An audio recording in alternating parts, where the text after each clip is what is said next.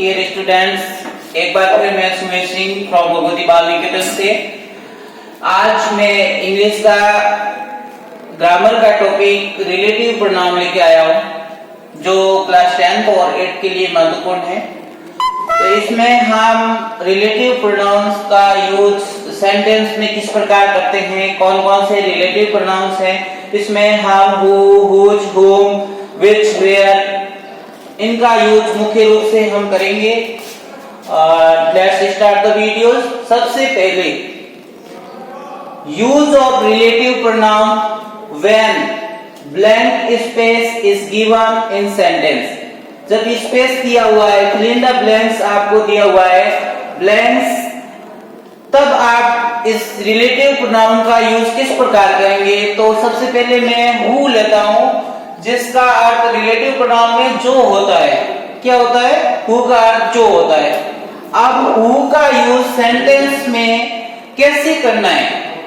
तो जब blank space दिया होता है उससे पूर्व अगर पर्सन यानी कि व्यक्ति का नाम, उसके बाद में आपको फिल इन द ब्लैंक्स के बाद में अगर वर्ब दे रखी है, ध्यान दीजिए, पहले अगर किसी पर्सन का नेम है उसके बाद में अगर वर्ब है तो आप हु का यूज करेंगे। फॉर एग्जांपल मैंने लिया I know mister Sharma blank space teachers you English. मैं मिस्टर शर्मा को जानता हूं जो तुम्हें इंग्लिश पढ़ाते हैं। यहाँ पे जो, उसके लिए किसका यूज होगा? हु का। ध्यान दीजिए। अब यहाँ पे हम देखते हैं कि हु का यूज ये फिल इन द ब्लैंक्स थी, इससे पूरा ही नेम आ गया पर्सन है, उसके बाद में वर्ब आ गई। इसका आपको विशेष ध्यान रखना है, यानी कि पहले पर्सन हो और ब्लैंक स्पेस के बाद में अगर वर्ब हो तो हु का यूज करेंगे। आप ये बात क्लियर कर लें। तो मैं मिस्टर शर्मा को जानता हूं जो तुम्हें इंग्लिश पढ़ाते हैं। नेक्स्ट हम देखते हैं द बॉय, ब्लैंक स्पेस दिया हुआ है, is standing there is my brother.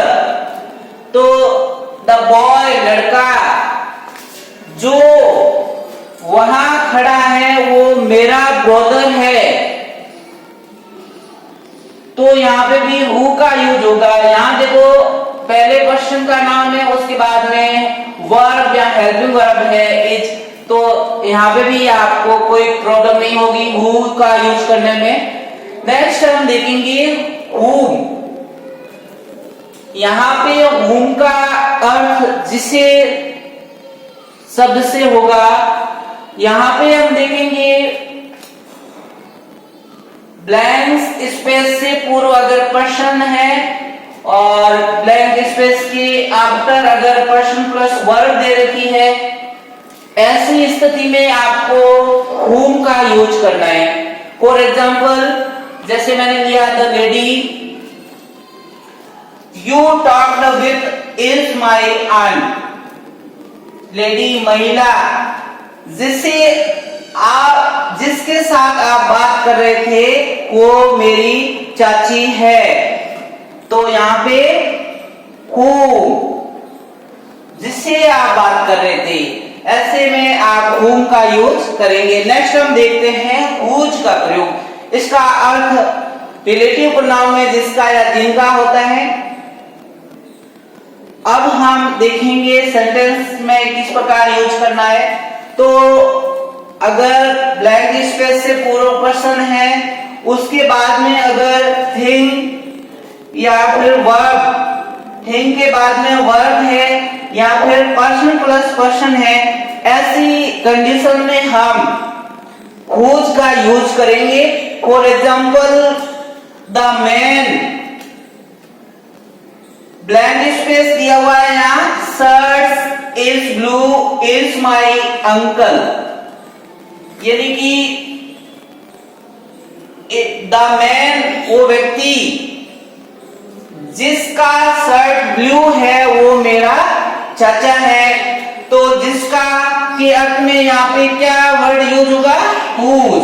अब यहाँ पे हम उस रूल्स को देखते हैं, या हुज से पूरा क्वेश्चन का नाम है, उसके बाद में यहाँ पे थिंग्स है, तो ऐसी कंडीशन में हम हुज का यूज करेंगे। नेक्स्ट हम देखेंगे विच का यूज।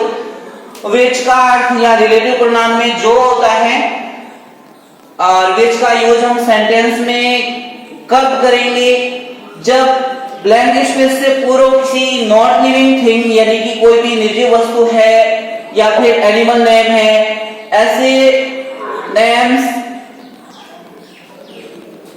के बाद में हम विच का यूज करेंगे। फॉर एग्जांपल द डॉग, ये एनिमल नेम है यहाँ पे, तो हम एनिमल नेम के बाद में विच का प्रयोग करेंगे। Beat you is his, the dog